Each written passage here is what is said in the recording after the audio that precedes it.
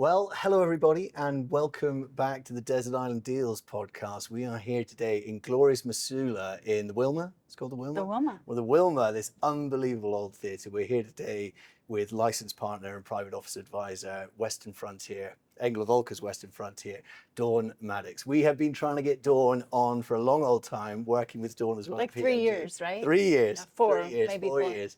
And what an amazing occasion to be here today. We're going to be starting the party in just a couple of hours.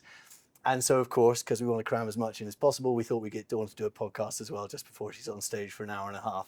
So, Dawn, thank you very much for your time today. I'm so exciting. Well, as It might not be. I don't know what the questions will be. So.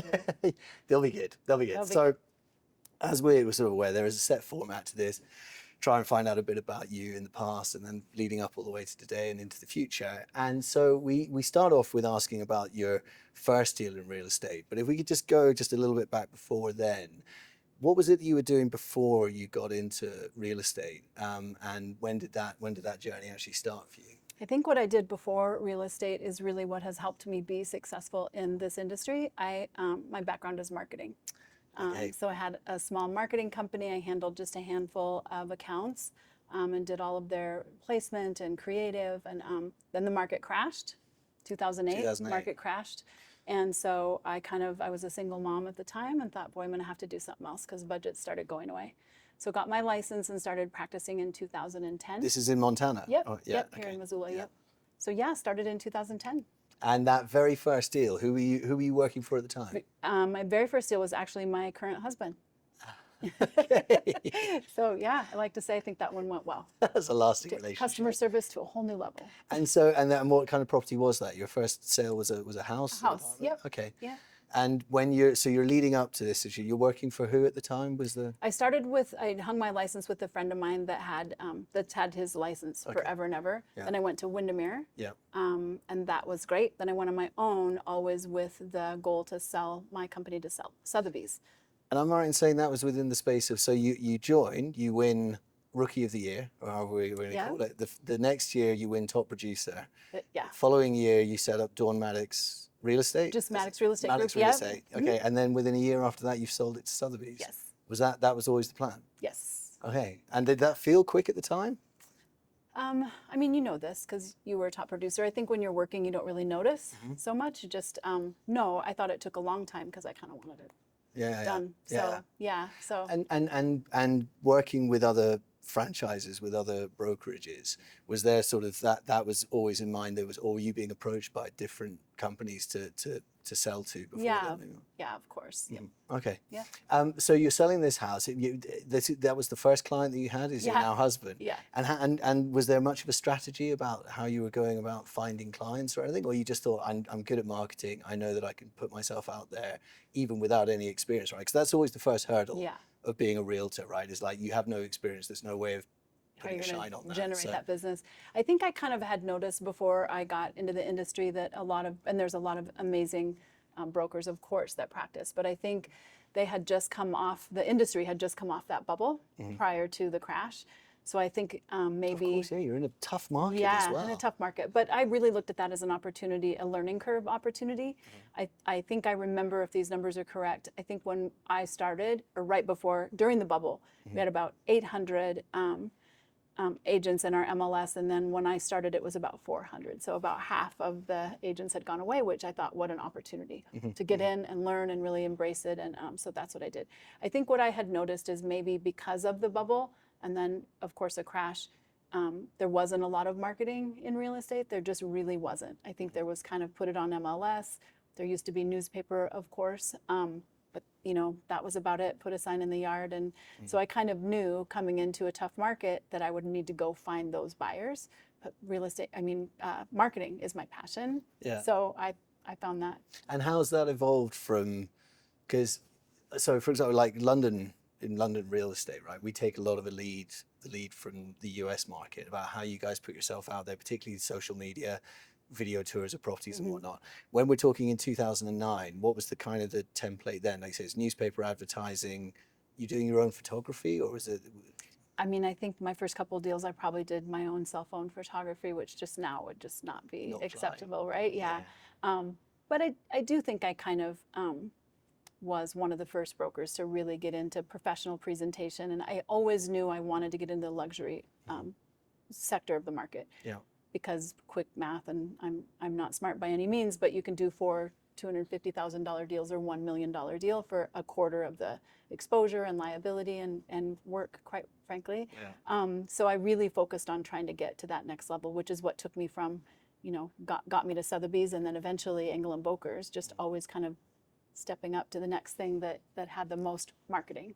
And that step from Sotheby's to Engel Völkers, that obviously you're at Engel Völkers now, continue to be. Yes. So was that progression of, in your mind, because you own a ton of shops, you've got a lot of realtors working underneath you. Was that the plan as well from that stage, or did that sort of just happen organically? I think that evolved as we went. I think that interestingly, I learned about Engel Völkers from a marketing brochure that Sotheby's had put out about where people go globally. Right. So there were a handful of brokerages that I've not heard of that are actually in the UK. Savills and Knight Frank. Knight Frank. So they commissioned the report, so of course they were number one on the report. But right below them was Engel Völkers. So I Googled it, saw that Anthony Hitt was the CEO at that time. I mean, he was a legend at Sotheby's just because of his production and success there. Saw that Paul Benson was a part of it. So, I mean, I saw that a lot of Sotheby's agents had made this move. Yep. So made a few calls and then had an opportunity and kind of jumped on it. And I think in terms of growth, it kind of did. I mean, that was always the plan, but I let it happen organically in terms of which markets were next. Because it would kind of be which top producer from that market wanted to join us, and then I would open that market. And going from, how many agents do you reckon you had when you first opened Engel Völkers? We had 3. 3. Yeah. And you're now at 120 something. 16 or 20. Yeah. So the way that you interact with agents are you still very much hands-on Yeah, I mean, we have an incredible support staff. I could not, produce what I produce and still be one-on-one all the time. We have an amazing support staff, but also the way that we're set up is each shop has a shop manager, and then there's a supervising broker for that area. So they really harbor those relationships and are always there for questions. But yes, as much as I can, I still am in contact with. I know everyone by name and face. And that's certainly handing out 275 different awards today. Yeah. And in terms of like where Western Frontier is at the moment, is there sort of a plan of further expansion from there, or is it just things falling in? Like, how did you go from that one shop to the shops you have now, and is that something that you keep planning towards? There's we're probably pretty close to being done in Western Montana in terms of where we go. Honestly, the way that and the reason I was so adamant when I signed my contract that we had to be Western Frontier and not Missoula, and all the different Hamilton and Stevensville, is because Montana. We're pretty sparsely populated, and there's all these little towns in between. So I don't want to be labeled as a Polson shop and not be able to service St. Regis. Right. There's just it was important to me that we're labeled as Western Frontier, so that's been great. So in terms of Western Montana, I think we're probably done. I think I'm working on Maui right now. So. I did know you're working on Maui at the moment. And what's that going to look like? Is that somewhere you'll be very hands-on and out there on the ground? Yep. And then, so is there sort of a down season here around Missoula and Western Frontier that you can? Right now. Okay. I flew back to see you. Yes, of course you did. Why wouldn't you? That's this right. is the pinnacle of your career. That's right. Yeah.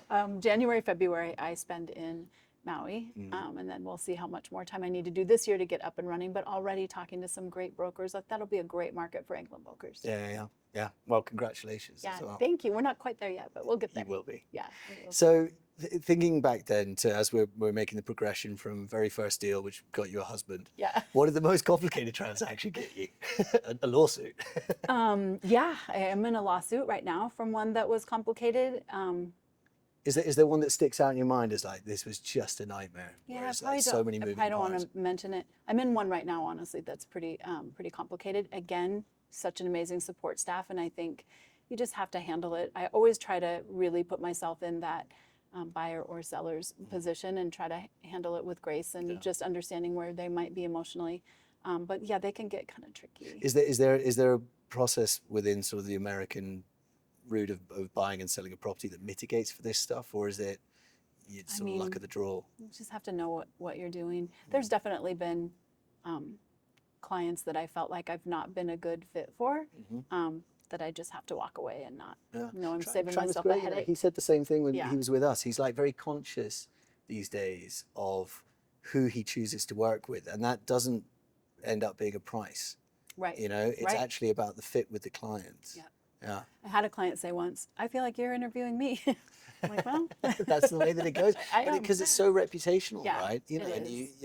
and plus, you know, you've had Plus your happiness, right? You have to be happy and not be stressed out all the time. Do you manage to switch off after the day's done? After the working hours are complete? I don't know. I mean, I feel like I'm always kind of thinking about something, but I do have so many things that bring me joy in my life that I try to kind of compartmentalize it. I mean, I remember, as I'm sure you do, when I first started, like I would lay awake at night. Just did I miss anything? Was there anything I should have done differently? And I still have kind of a little OCD ritual in my head the end of every day. I kind of go through the day and think like, could I have handled this better? What if I had done this? Or should I, you know, and because I think then you learn from that. Yeah. So I close my eyes knowing I did my best that day, and that's probably brings me a lot of peace. That's one thing that I definitely, when I was a realtor, that stuck with me was, I think it's slightly different in the US. Like the reputation of realtors in the UK is not good. It's not great here. Really? No. So with the part of the issue with us is that everything's salaried. Well, it's less so now. It's getting more towards the brokerage sort of model. But because of the reputation, if something went wrong in a transaction, it was often like, well, that's because you're an estate agent, you're a realtor. And it was, you know, I would take that stuff very personally. But being able to divide or separate like the work from the person, do you know what I mean? It's like things go wrong, right? Yeah. But if you're doing it with good intention and you know, and you're professional and all those things, it does help at the end of the day. But nonetheless, you can drive yourself crazy, right? Worrying about. But I also think, you know, I end up making some really good friends. And then there's people that I think 6 more weeks we're closing and bye, you know. So those situations, you kind of have to know that you just have to get them over the finish line and make sure that you did the best job you could. Yeah. And so what does that look like, the best job? Because people, you know, obviously you're a hugely successful realtor and a face of not just the brokerage, but also probably the market itself, right? So when people are choosing to work with you, what are the things that you bring particularly? Like, I know, so we feel you're much stronger in terms of the way you're marketing the property. Yeah, marketing. Marketing is definitely our thing. I think too, just in terms of reputation, I mean, I'm a top producer in this market and in the state, and I think that definitely shows that we're working, you know, very hard. Gives you a target on your back as well, right? 100%. And that's a motivating factor, staying ahead. I ignore it. Yeah. Whatever. So you far have in to. the rearview mirror, Yeah, it's like- you have to. People can be really mean, and just don't. It doesn't matter to me. So that fits in then with, as someone who's the reputation as dealing with the very top end of the market, is there a significant transaction in your real estate career that you felt sort of put you into that trajectory? Or is there one that stands out as like, this was, you know, I'll be honest, we used to call this what was the most expensive deal you ever did. But actually, sometimes the number is not the important thing. That's It right, was the property itself that led to something different. Yeah. Is there one that you like? There is, yep. And mine was not the most expensive, but definitely I think the most significant just in terms of kind of complicated and iconic property. Shelter Island on Flathead Lake is the one I always think back to. I'm still friends with the guy that bought it and still have a great relationship with him, but that one was a little bit tricky. Bank of America was the owner at the time, and I represented both sides. It was like a repossession or something. No, it wasn't a repossession.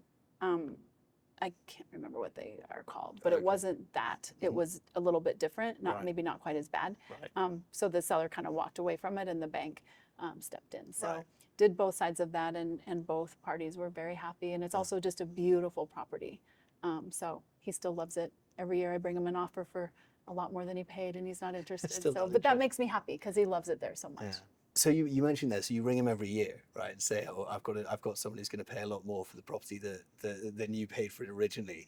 Having that stable of amazing homes that you've sold, I suppose it gives you great clients, because I'm assuming a lot of people are buying second and third homes, possibly as well. For sure. Yes. And then Maui, right, is going to be a great referral place for that. Yeah, it's so much about the relationships that you. Is that hard to be on that all the time? Because I know even when we're here with you in Missoula, like it's hard for you to walk through a restaurant without seeing a lot of people that you know. No, I like it. Yeah. I like it. Loyal clients are everything. Yeah. I mean, that's amazing. You don't feel like you have to be on all all the time in terms I of mean, work? sometimes it has more to do with events than just living here. I just get, what did we talk about the other day? I told you I think I've diagnosed myself with extroverted introvert. Yes. Yeah, so Yes. I need to have a rest. I think I absorb a lot of energy and then I just get exhausted, and there's times even my kids will call, I'm like, I have no more words for today. I gotta just go lay down and rest. So yeah, I think. Yeah. But I love it. My I love brother clients. called me that. He was doing the best man speech at my wedding. Called me the most introverted extrovert out there, but it's because like I love being out amongst all the people, but I definitely like being completely alone. You have to recharge. Yeah. Defrag and just like sit there in a silent space and just, you know, think about all the terrible decisions you made. Yeah. Okay, so if the most significant is that one that sort of there was an element of it propelled and it was a great deal. Yeah. Is there a transaction that keeps you awake at night as it slipped through your fingers, or a potential listing that you just know you would have done a better job? Sometimes I think I have a lot on my plate, so I might not follow up as quickly as I should, and then they end up using someone else, which I have this theory that I live by, and I think that short of health and death, of course, if you just do your best every day and you trust that the universe kind of has your back, there's really nothing. Whatever happens is happening for a reason. So I don't ever think of one that got away or slipped through my fingers because I think, well, that wasn't meant to be. Yeah. So the Hawaii's really rubbing off on you. Like the universe is speaking to you now. I've done that I manifest every day. Like I am so into just believing that, and I feel like again that just brings me so much peace. Just knowing, like, you don't know, maybe a deal falls through, or maybe you do lose a client. You don't know how that might end. Like, it's okay. It's okay. You just move on to the next deal. Is that part of it, like a fixed routine then? Like as you start your day, there's a sort of a think of what the day is going to look like. How far are you planning ahead when you're thinking about a real day? estate? Really? Yeah. I'm not. One day at a time. Yeah. Do you do planning as Western Frontier, sort of beginning of the year, sit down, think where things are going to go, or is it like? I mean, I wish I could say that we did, but we really. I mean, I think I always have an idea of where things might go next. Katie is so good, our general manager that you met. She is so good at follow up and kind of reminding me. And I mean, sometimes I'll literally say, "Why are we doing it that way? I don't like that." She'll be like, "Because that's what you told me to." I'm like, "Oh, oops." so I think that again, having that support team to just, we do sometimes. I mean, I'm a big risk taker, so sometimes I have to step back and just make sure. And when you are stepping back and you're taking a bit of time, do you get to take much time out in the year? You get a chance to, I mean, obviously going to Hawaii and whatnot, but now you've chosen to work there as well. Yeah. But when you're taking time out and you're trying to break away from it and just, being yourself, is there, what does that look like? I think I just love what I do, so I don't feel like I ever need to get away. Yeah. I really don't. I mean, maybe that's not right. No, but look, I have to say, like, it's a pretty common theme with the people we talk to. I mean, there's, everyone is high achieving, big business, a lot of stress and strain, like in what they're doing, but actually they enjoy it. They love it. And I think I would be so bored if I didn't have it to think about. If you love what you do, which you obviously do, loving what you do, is there one day that you could pick out as being the best day? As like the one, whether it was like you were recognized for something, or was it a certain achievement, or? I think there's so many, and I'm just so grateful for all of them. So no, there's not any one that stands out in particular, because I really am grateful. I feel like there's always, and sometimes they're not being rewarded or the biggest deal, or sometimes they're a small one, but the client meant a lot to you, and it means so much to them to get into that property. So no, I think I have so many, I couldn't name one. So then if there's not one that stands out as the best, is there a moment where you feel like it went from being a job in real estate to being absolute passion? Like, this is something that I love doing. I think that happened right away, again, just because I had such a marketing goal. So I really knew I had to get myself out there. Katie and I always laugh about, I had gone to an event, and ended up being a client later, but he said, "Oh my gosh, you're crushing it in real estate. I see your name everywhere." I literally hadn't sold anything. So I was like, "Yay, the marketing's working." Yeah. And I was like, "Yeah, great, thank you. It's a really expensive hobby right now, but but it ended up paying off." That is definitely a differentiating factor here in the US, is just the investment that goes into building your reputation, maintaining that, getting your face out there. I mean, that's that must be pretty significant, right? Yeah. As the year goes on. But it's also fun. Like Yeah. that's the fun part for me, and putting my properties at the forefront always.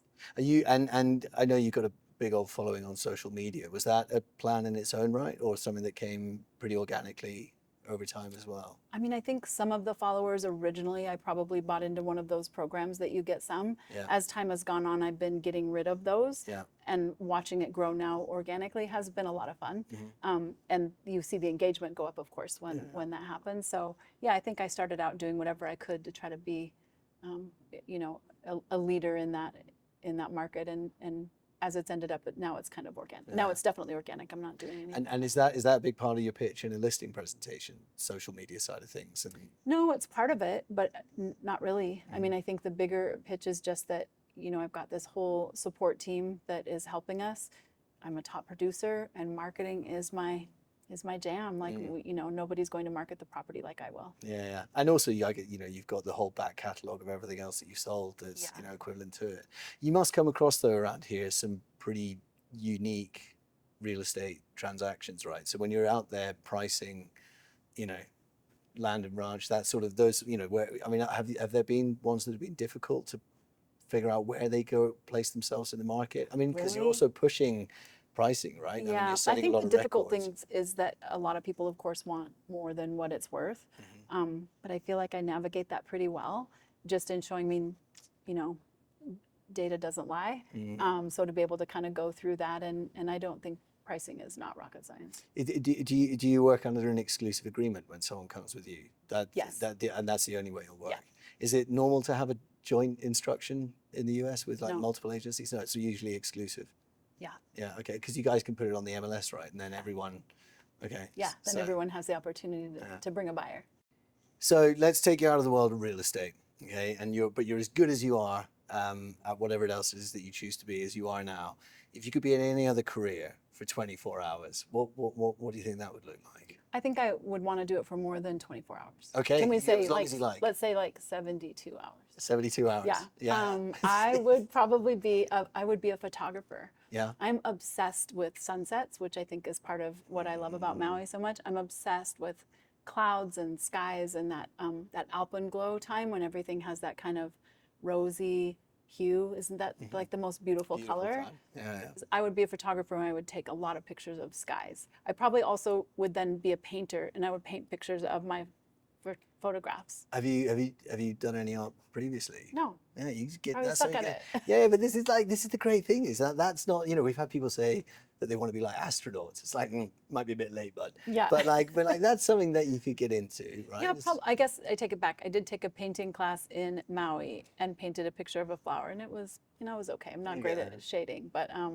that's something I think I would be really passionate about. And would that be do you think as an actual job as well? Like you try and build a business out of it? Yeah, I think I could do that. What about you? What would you do?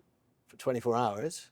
No, 72. 72 hours. I mean, I would love to play rugby for Scotland and like win the Six Really? Nations. Yeah. Did you ever play rugby? Yeah, I did. Yeah, actually. I loved all that sort of stuff. But like, I tried to get back into rugby when I first moved to London, like 16 years ago. Found I was definitely too old already to get back into it. Right? Too old. Yeah, like. I think it would have more to do with how good of shape you're in. Well, that too. Which clearly you are, but it was painful. It was like, yeah. because it really hurts to play that sport. And like I'd been 18 the last time I played it. But I maybe like something like that. Also, funnily enough, so I was the art scholar at school.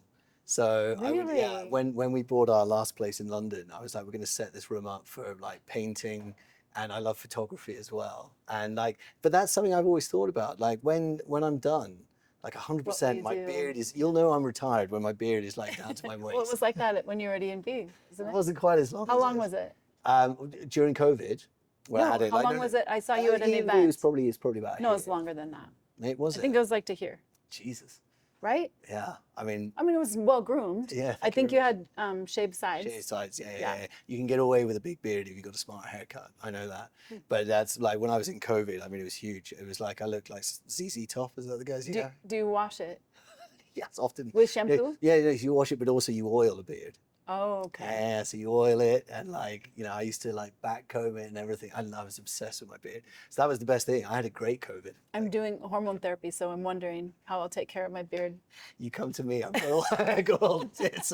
We'll plan it. You're the and man. we'll like... Hey, great. I was thinking I would braid. Right? That would be cute. Yeah. Okay. Awesome. Good to know. So are you, tonight with hosting this, Yeah. this is like something that you really enjoy? For sure. It's we have Celebrating just the people. best team. Yep. I think we have 152 people coming tonight. So glad that you guys could be here for this to launch our It's new been a guide. pleasure. We're really excited. Yeah. So I think this is the I know this is the most amount of people that we've had come, and it's just so great. So we have people that hit their goals and they get rewarded, and it's just so much about the team collaboration. So we do this every year. We started this right when we very first started. One thing I kind of found previously is I feel like I would work really hard and there wasn't a lot of acknowledgement.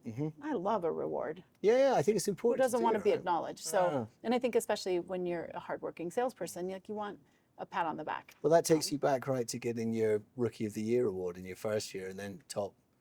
I mean, that must have felt producer. pretty good, right?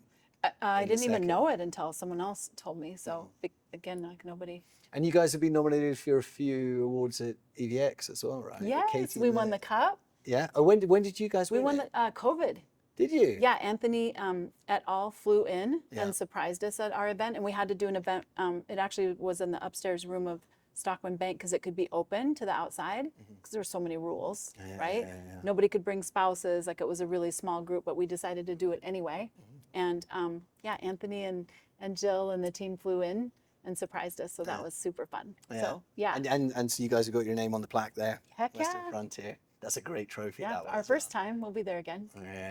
Yeah. But you guys are up for the marketing awards. We're up this for year. marketing, and we're up for ambassador with Katie Moriarty that you met. I'm so proud of her. She's been with me for 19 years. Yeah. So before I got into real estate.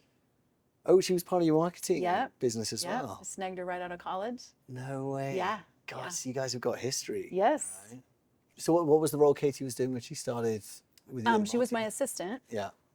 and so kind of ran the office and helped with placement and different things. And then when I got into real estate, I always embarrass her with this story. When I, again, recognized that the market was changing and I was going to need to do something else, I came to work and said, I think I'm going to go ahead and get my real estate license. And she was like, oh, that's the worst idea ever. So I always tease her about that because here we are. So she's really good at kind of capturing details that I may overlook. She's also the only person in my life that can say like, hey, you're kind of a bitch today. You might want to stay home today. Yeah. Maybe you're all talked out or used all your words. And so she's amazing. And just, we are so compatible. Having that yin and yang, right? That's Yes. so those elements of detail that you bring. I have a few people like that in my life where Yeah. it's like it's just that there's a great fit. It's there. important. It's Yeah. important. I think it's so important as any kind of a business owner or a leader to recognize what your weaknesses are, and then you just pay people well to make Yeah. sure that those things are covered. And our team right now is the best it's ever been. Like we just keep evolving into something better, which I'm really proud of. So I mean there are themes that continually come up in this podcast where we've met, like I said, with amazing people. One of them is, know what you do well, know what you don't, and find people who do those Yeah. other things. Allow them the space to get on and do it. That's right. Another one that comes up is about the sort of that bridge between luck and opportunity. So, a lot of people say, well, I was very lucky when this happened, right? But also you have to put yourself in those situations to be lucky, right? So you feel like you have to put yourself out there quite a lot, or did the opportunity still now start to fall in your lap more often? I think that as with any business, I always say like the third year in is when you start to really see referrals come in. If you're doing a good job for people, they start to send you people. I don't know that luck is a real thing. But you I think think you can, opportunity is a real thing, but I do think you have to put yourself out there and put yourself in those positions for those opportunities. well, I think the one I always think about is networking. Like it's like, oh, I was very lucky to have been in the same room as that person who was there that led to whatever. But you don't get that luck if you're not turning up in the first That's place. right. You made the effort to be there and to know the people that got invited you to the event. Is that a theme that you try and work on with your realtors? So with like your agents, is there anything that you sort of maybe you push on more with or try to impress on these guys about this is how you're going to grow your business is through these courses of We action? do. We have so much training and so many mastermind panels, and we provide so much of that. I'm getting really good at knowing right out of the gate who's going to crush it and who probably might not. Do you get surprised though still? Some like... I mean, sometimes, but I mean, you know, you can kind of tell. I mean, I think we can kind of tell pretty early on of who's doing floor time, who's willing to do open houses so that they can meet buyers, like who's willing to do those things, show up for community events. Like, you have to really embrace our tools, as you remember, are so extensive. Yeah. But you have to really embrace it and kind of pick a couple maybe a year that you really get into and understand. Yeah. I don't know. I don't master them all. Like, not even close. No. I'm not, you know, there's a lot. Yeah. But I think I can always tell who's going to do well by just who shows up. And you think there's a personality type as well that's generally, I know like you'll have, you know, some more introverted people can still be very good at the sort of the promotional side of things or the back office elements that really help push transactions forward. I don't know if it's a personality. I think motivation would be more of a characteristic, right? Yeah. Not necessarily a personality type. Yeah. So I think, to your point, I think you can see it in all different types of personalities if they're just willing to put in the time and based on their motivation. Anthony Hitt said the same thing when we were chatting to him. Like it's that's why it's consistently the same people at the top of the tree. Yeah. Right. And that is, you know, putting in the hours. It's all the kind of the ugly stuff as well, right? Yeah, you know, for it's sure. like that time served to get a deal done. And I think on commission, like, I kind of view it as like I wake up basically unemployed every day. All right. So you got to bust Get your out. ass. Like, Get there's out, no downtime. How's it been with the whole? There was the lawsuit with the buying agency fees here in the US. Has that been a tricky sort of path to navigate? I think it's been tricky because they've changed so many things and then changed it again, then changed it again, and then it morphed into this. And, you know, I mean, of course we follow all the laws and the mandates, but I keep my head down and just keep working. Mm-hmm. I think my level of, I wouldn't take a listing if they weren't willing to pay a buyer's agent. Buyer's agents work really hard. Mm-hmm. Like, I would never not want to offer them compensation. Yeah. I feel like in our markets, I haven't seen a whole lot of that. I think people are still, but I wouldn't. And of course we get asked that, but I mean, that would put all the pressure on me to find the buyer, because nobody works for free. No. Nobody works for free. Do you only represent sellers? No, I represent some buyers, not nearly as many as I do sellers. Okay. And you find buyers through properties you've already sold to them? Definitely. Yeah, we have a lot of buyers, but I have 4 buyer's agents right now. So all of the leads that I have that come in through Zillow and Realtor, and there's plenty of those, get all distributed to them. I really only represent buyers if they're friends, families, referrals, or buyers that come for my properties. And when you've got new agents starting with you, do they make a choice beforehand what they're going to do, represent sellers or buyers? No, most represent both. Okay. Yeah, most represent both. And is there one that's preferable to be involved in? I mean, when I first started, my very first managing broker said, you know, he who has the most listings wins. And I think, like, COVID, we certainly saw that, right? Mm-hmm. I think when you have the listings, you just organically get the buyers, and then it just kind of keeps growing from there. Yeah. So I remember thinking, is there a limit on how many listings that, you know, one might take? But there really isn't, because they all require different amounts of time. And again, with the support team, everybody's followed up with. And when you take on a listing, and how many listings do you think you'd ever have on at one time, generally? I had 100 once. 100? Yeah, but that's because I had a development that had several lots. Right, okay. So, but let's say it's like 50 or... I'm usually around 55 or so, 55 or 60. And that doesn't feel like you're spread pretty thin? No, again, I've got the most amazing team. Really? So you still feel you can keep a handle on, and plus I guess all your agents then, these are properties that they're looking to introduce buyers to as well, right? Yeah. How does that work if it's Engel Völkers representing on both sides? There's no conflict there, right? If you got... No. Shouldn't be, no. In the US we can do dual agency. I do it often. I know some people don't. In some states it's not allowed. It's not allowed in Not the UK. allowed, yeah. I mean, I have a number of deals that I could list that wouldn't have gotten done if I didn't represent both sides. And how's that not a conflict of interest? How is it? Well, if you're representing the buyer and the seller, buyer wants as much money as possible. Sorry, seller wants as much money as possible, buyer wants to pay as little as possible. You're sort of...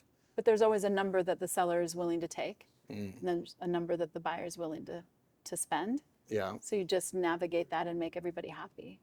And there's no sense of like, There's been one time that I felt like the buyer was pushing too hard. Ultimately, you represent the seller still.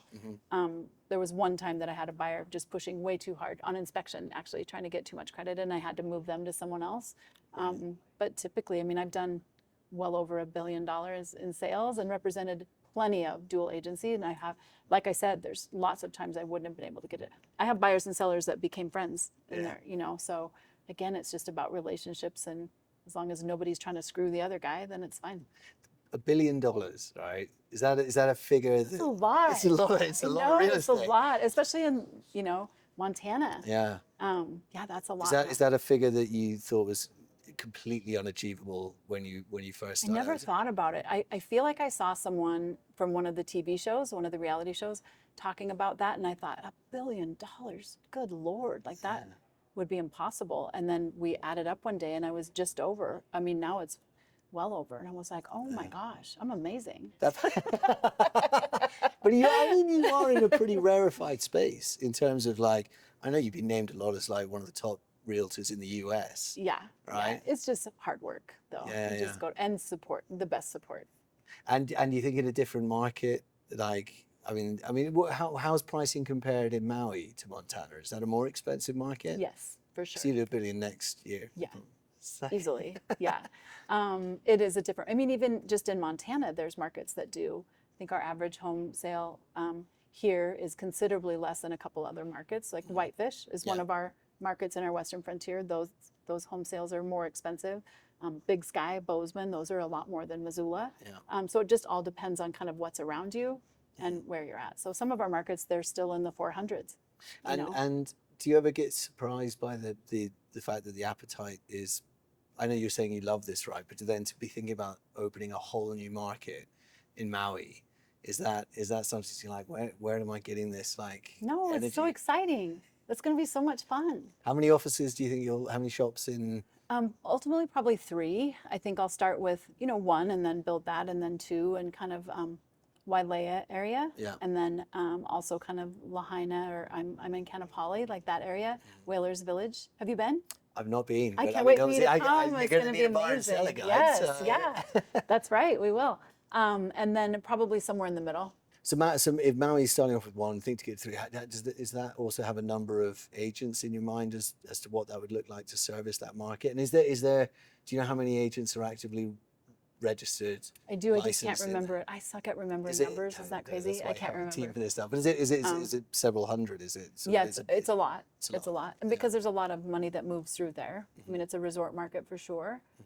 So yeah, there's a lot that moves through there. Right now I have 2 solid people that I know are coming on board. And then, I try to be so selective in who we bring on so that I don't have headaches later. I mean, numerous times I brought on people, and even at the time, even if I was kind of like, sure as shit, Yeah. it doesn't work. So I spoke at an Inman luxury event once, and the speaker right after me talked about if you have someone on your team that you know is not a good fit or a bad apple, so to speak, don't wait. Don't worry about attrition. Don't worry about what they're going to say when they leave. Don't worry, broom them. Yeah. And I mean, that's always hard to do. I don't like to lose anyone. Yeah. But there's certainly times that I should have done it sooner. Yeah. Yeah. Look, I mean, everyone learns along the road, Yeah, right? It's yeah. like, and so you've got these 2 in Maui. Yeah. We'll get more. It's very much mirrors the start that you had here in Missoula, right? So you have a couple of agents when you're opening that first shop. So we're talking here 2017, 16, 15.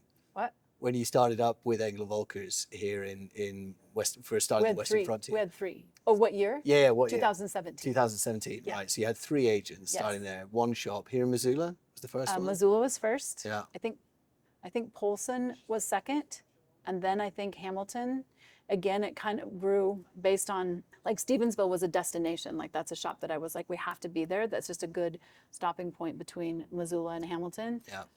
But for the most part, it's been that I've been in contact with a producer from that market that I knew would be a good fit. And so focus on opening that market. Yeah. How many years? We're talking 2018. So we're talking 7 years from one shop up to how many shops are you at now? We have 11. 11 shops. Yeah, we have 11, 9 in Western Montana, then Coeur d'Alene, Idaho, and you'll meet our shop manager there, supervising broker there, and then Spokane, Washington. Yeah, so up to 11 shops, and that's all feels manageable and all feels sort of organic in the way that it came about. Yeah, I think so. I mean, I think one thing with my personality is like we had a shop in our network that kind of was decimated. Like it was a unfortunate team and staffing situation, and it blew up. So we had no one for a minute. But we've rebuilt that now, and it took me some time because I was busy producing and doing my own stuff. So it took me a little bit of time. But now you'll meet them tonight. Like we have the absolute best team in that market, and it just kind of continues to grow. Good people bring good people. Yeah. So that's why you have to make sure all your people are good. So in that relation then, what comes first in terms of opening a new shop? Is it always the location, or is it you come across a good person? Usually come across a good person, and then we look for a good person. Big Fork is an example of, we had a great team there. That's a great, again, kind of a destination little resort market.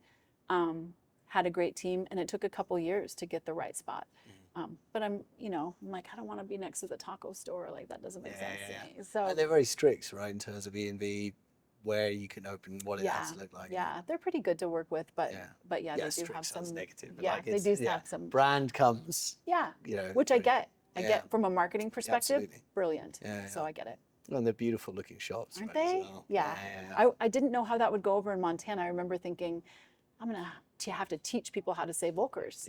But yeah. Engels and Volker, it comes up a lot. Yeah, yep, Engels and Volkers. Some people say the double plural. But Yeah.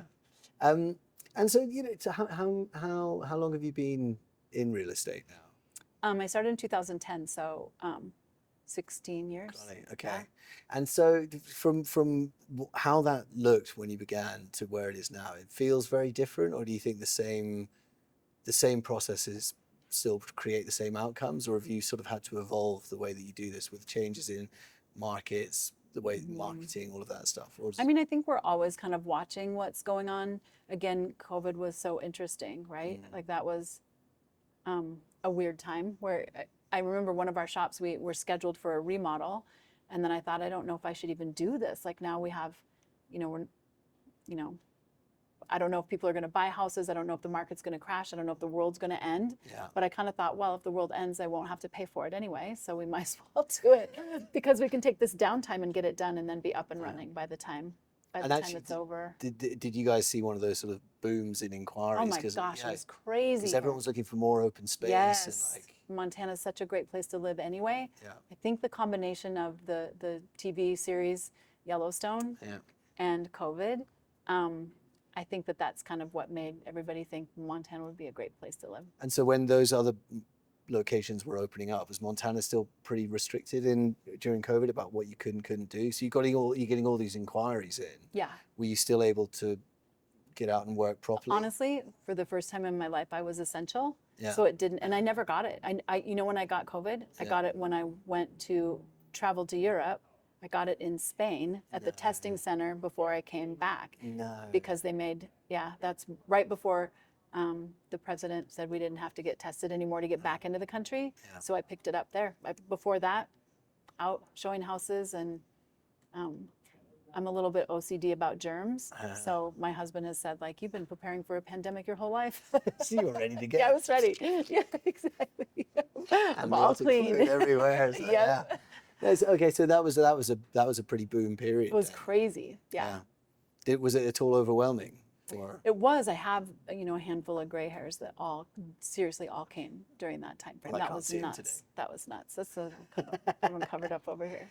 So I would love to know then, with someone of your experience and also knowledge of building a brokerage and expert in marketing, all these things, and where you started and where you are now, if someone was looking to become a real estate broker today, is there advice that you would pass on to them of like getting into the industry, things to be wary of, or is it just get a license and get involved?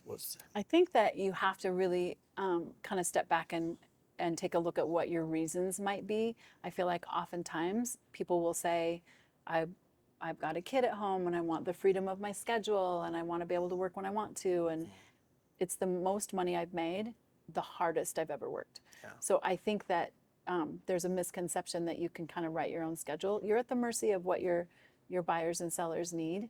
You know, I mean, I take phone calls at 9 o'clock at night if I have to, if I have a stressful situation and I know that they need, you know, something. I mean, I answer the phone. And is that something that you tell to new starters Yes. as a bit of a warning? Like, Yeah. hey, I don't listen. know that they fully always understand it. Yeah. But yes. Yeah. And it's always clear that those who are willing to do open houses on the weekends are always going to do better. And sit floor time. And I mean, gosh, we had a $4+ million walk-in, you know, the other day. Like, but you got to be there. And you could sit there for hours and months and days before you ever get one. But when you do, how worth it is that? And never judging a book by its cover as well. That was like, I found that in London a lot. People coming into the office. Yeah. And he's like, well, they don't look like they're up to much. And then it turns out they own half of Kensington.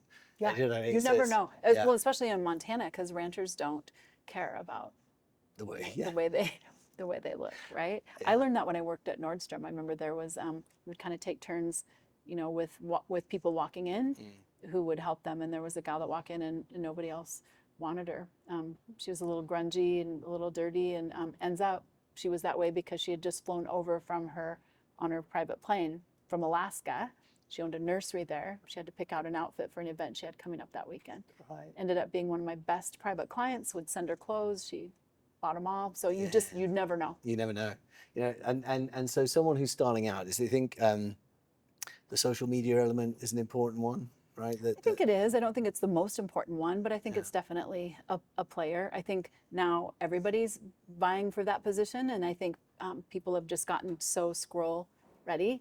So you have to have the right music. You have to have something that captures in the beginning. So there's all these things that I'm getting a little too old for, but we have a great marketing director. Yes. So she does that. And what's the general advice when you're training agents about how to win instructions? Is there a process that you guys try and map out, or is it just be out there? It's like, No, we have a really extensive training program through Engel Völkers. Yep. They have a great training program for new agents, but then also internally we have a great system for training. It's important. And they should all come and work for Engel Völkers Western Frontier. They should, if they're good enough.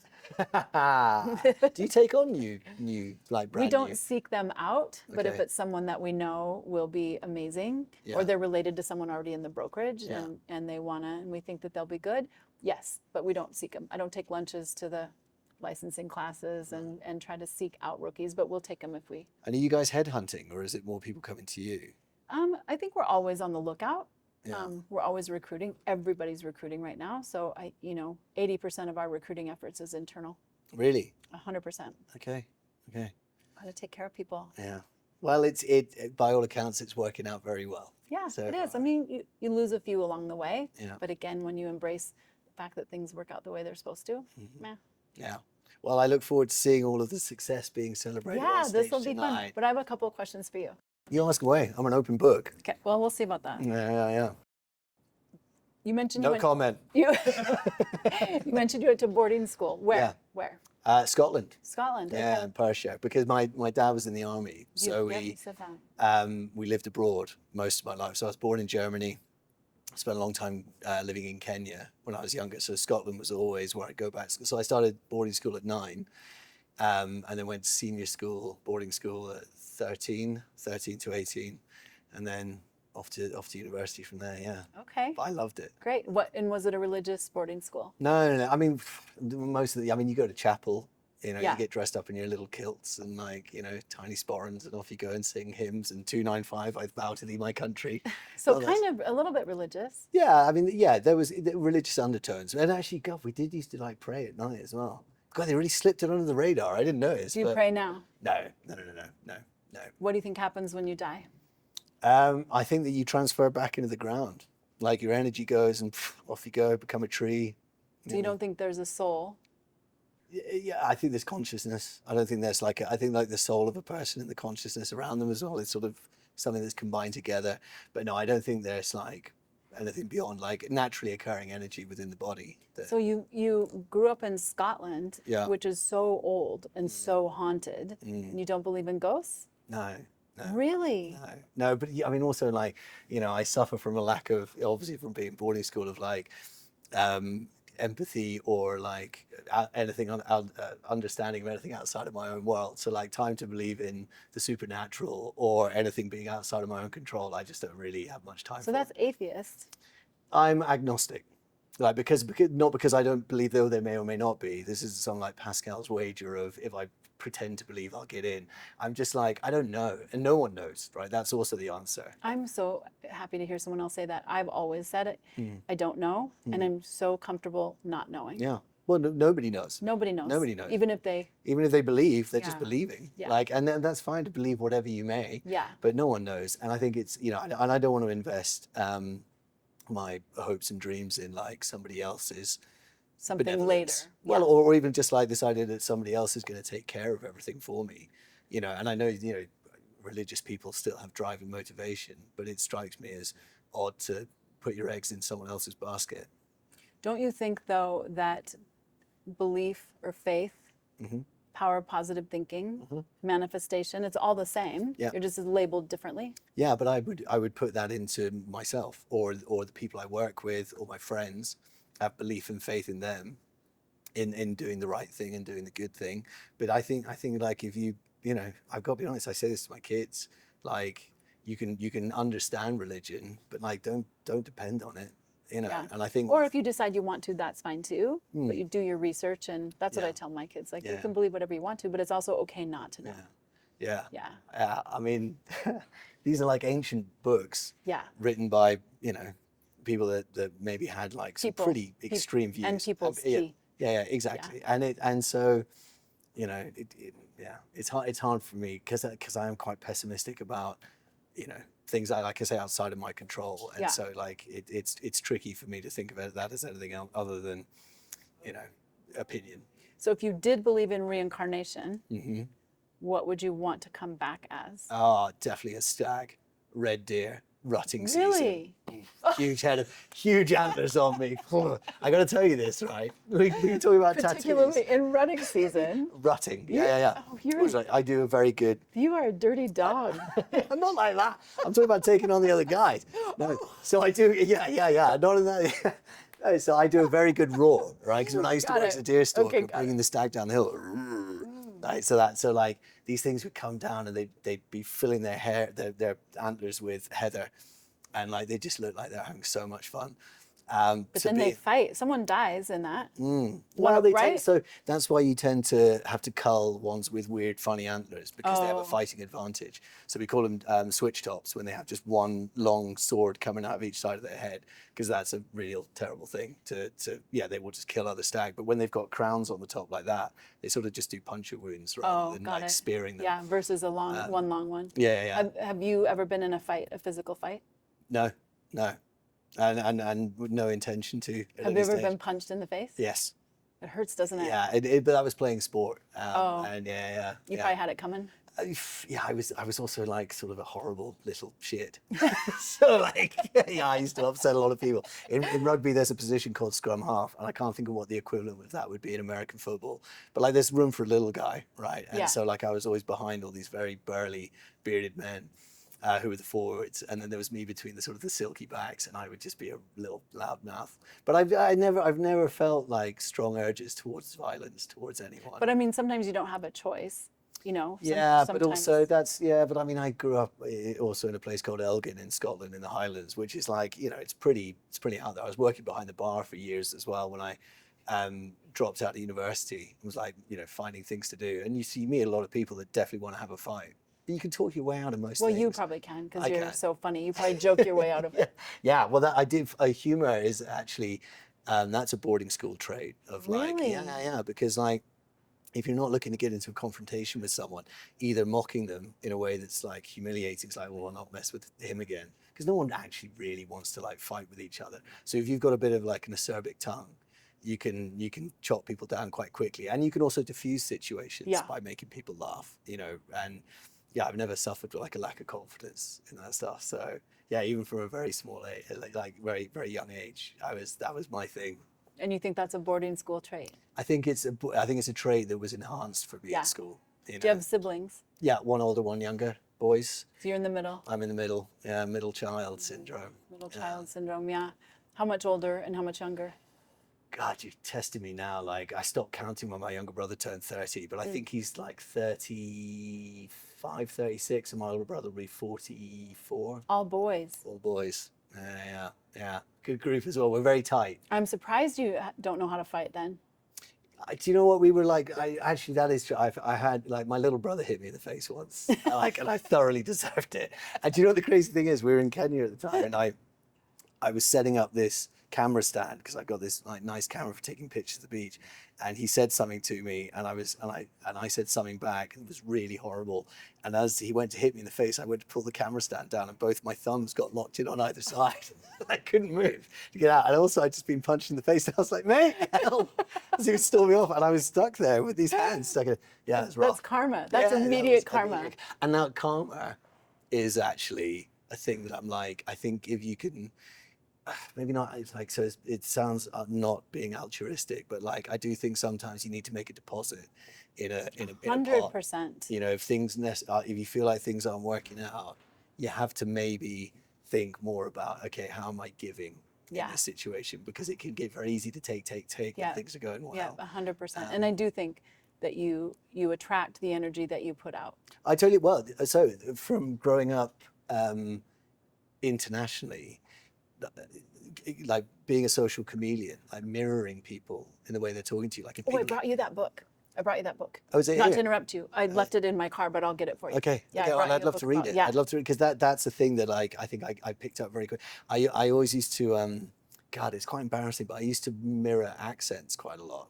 You were saying Yeah. that. So like I've got So a funny. cousin who lives in Ireland, Southern Ireland, and when I go over there to hang out with him, like I can't help it. I Pretty start soon? sounding Irish. Yeah. And then when I'm up in Scotland with my friends there, like I start to sound far more Scottish. So in Scotland, so I went to Edinburgh.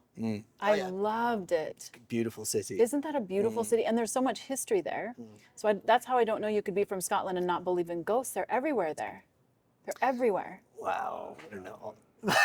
They are. We talk about them a lot. I guess it's. They're just milling about those old streets. My dad used to work in Corder Castle, which is where Shakespeare's Macbeth is based. So like the ghosts within that, they used to sell on that an awful lot. You know, like this is the haunted part of this or whatever. But you know, like that history of it in these places, like So cool. And I found it so in Montana, I own a building, the building that we're in downtown, and I think it's old. You know, it's 100+ years old. That's a baby in Scotland. Like the buildings, there's a sunglass hut in a building that's so old that the bricks are worn down where people have walked The so Corder often. Castle I loved it there. It was founded, I think, in the 1400s. Is that in Edinburgh? That's up in the Highlands of Scotland. Okay. Up I near went to the Inverness. one in Edinburgh. Edinburgh Castle. Yes. Yeah, that's a beautiful building. Beautiful. Yeah, I've been in there So a few times. beautiful. My wife was at university in Edinburgh. Oh, okay. And my sister-in-law lives there as well. Do you know a funny story? When we were there, you know, they chime the the bell? and the, or is it a horn or a bell? the It's a horn. cannons go off as well. Cannon. It's a Yeah, cannon yeah. every day at noon. I asked probably a dozen people what's the significance of the cannon at noon. Nobody knew that lives there. Yeah. But then I did my research, so we have a and lot of that's really stupid cool. stuff like this in the UK where no one knows anymore. Like, why do we do this? Because Nobody everything's so knows. goddamn old. Yeah. But they had this when King Charles had his coronation. Because Queen Elizabeth had been on the throne for so long. Everyone that was running her coronation had died. And it was like, so what do we do again? It's like there was some stuff that we sort of tried to remember. Kind of got lost, yeah. Well, I think he was wearing that weird glove. And Yeah. like, you know. Do you know why then? Why they do you don't know why they do the cannon? Oh, in Edinburgh? Yeah. Because they've always done it, I guess. No, this is interesting. Okay. Because the seamen couldn't see the shore. It gets very foggy, as you know. It's very foggy there. The seamen couldn't see the shore, so they had no concept of time, and so they would shoot the cannon, and then they would know that it was noon. Noon o'clock. Yeah. Time for the rum. Yeah, Something. yeah, or time to come to port. Yeah. So I love Edinburgh. That's somewhere that I spend. I loved like Edinburgh, a lot of time. but I did the haunted tour, and it was so amazing. Did it feel haunted? 100%. If you're not open to it, you don't believe in it, then you probably don't ever see them. I see ghosts all the time. So what we do, funny enough, have you ever seen those like little orbs of light that will spin around when Yeah. people are filming in a room? My parents have that in their house up in the Highlands. And you don't think it's haunted? I don't know what it is, but if you film stuff up there and the sun's coming through, it's like, it's not dust. It's like, and they spin around people. It is weird. I can't tell So you. you kind of believe in I'm like, ghosts. You we kind of do. when we do Christmases, I love Christmas. And we always do this like song around the piano type thing. And every year I film it. It's like, they're all spinning around my dad a lot. We have some very old paintings that hang in there. And they sort of do hang in those directions. Because I think items can be haunted as well. Yeah. Houses and items can carry forth spirits with. So what would you come back as if you were going to be? Oh, I don't know. I've thought about that a lot. It It depends on what category. If it were to be an animal, I think I would want to be probably a falcon. Oh, yeah. Yeah. It's just badass. Yeah. We have the fastest in all of the world up in the UK, peregrine falcons. That's the fastest That's what animal I on would the planet. be. Yeah, It's the most fierce yeah. falcon. Yeah. Nobody's going to mess with the peregrine, right? Is that why you want to be one? Yeah. Just like be the ruler of all the birds. Yeah. Alpha bird. Yeah. Alpha bird. That would be the title for this podcast. Sitting down with Alpha bird. There you go. Perfect. Perfect. All right. Thank you for. I just had a couple of things. Hey, that was very enjoyable. I mean, it's always a pleasure to see you anyway. Always so fun to see you. And we're excited. We're going to be on stage later on. Yeah, I can't talking a bit wait. about what we've Can't done. wait. And I'm so excited to get our buyer and seller guides out. Like that's such a great tool. Well, we've loved working with you, and we will continue working with you. Obviously, we'll be seeing you all the rest of the day and tomorrow, and then in EDX in Miami as well. And then Maui next. Yeah, and then Maui next. Yay. I'm Cheers. sure Connor will want to come to Maui sure he too, will. right? Yes. Cheers. Slantia, as we say in Scotland. What? Slantia. What? That means cheers. Oh, In- cheers. Slantia. I just say cheers. Cheers. Say it in Montana. Yeah.